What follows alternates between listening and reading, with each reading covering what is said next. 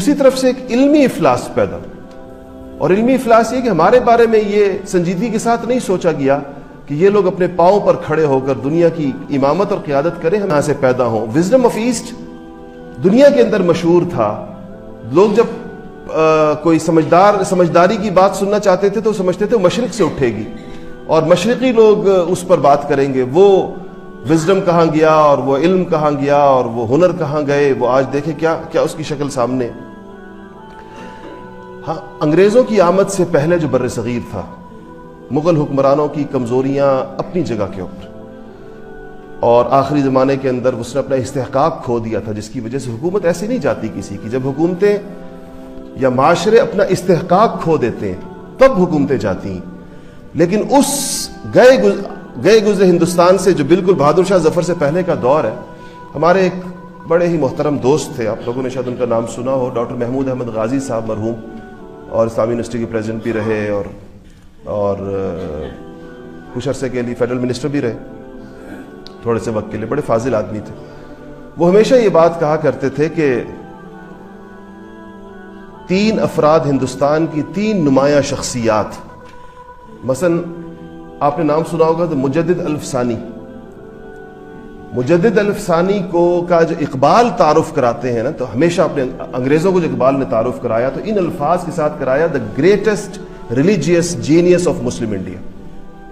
اسلامی ہندوستان کے اندر مجدد سے بڑا جینیس کہتے ہیں کوئی نہیں پیدا ہوا، مجدد الف ثانی۔ علامہ اقبال کے الفاظ ہیں، the greatest religious genius of Muslim India.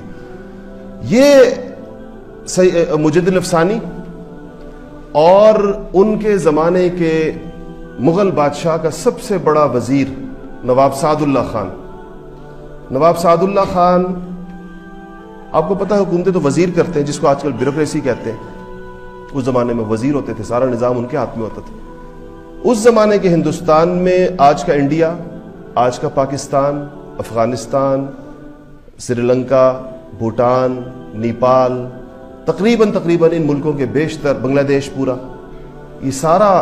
اس زمانے کی مغل سلطنت، ان ملکوں کا بیشتر حصہ اس کے اندر شامل۔ اس پورے عظیم الشان سلطنت کا انتظام و انصرام کرنے والا نواب سعد اللہ خان، اور دنیا کا 8واں عجوبہ کہلاتا ہے تاج محل۔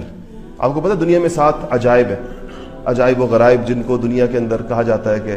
ایسی چیزیں اور نہیں بنی، جس سب سے پہلے نام اس میں احرام مصر کا لیا جاتا ہے۔ تو جب دنیا میں کوئی چیز بہت عجیب ہو، یہ تو آپ نے محاورہ بھی اردو میں سنا ہوگا، کہتے ہیں فلانا 8واں عجوبہ ہے، مطلب یہ کہ 7 تو ڈکلیئرڈ ہیں، یہ اگر 8واں کوئی چیز لیا جائے تو وہ یہ ہوگا۔ تو یہ تاج محل جس آرکیٹیکٹ نے بنایا ہے، احمد معمار، آپ سوچیں اس زمانے کی اس کی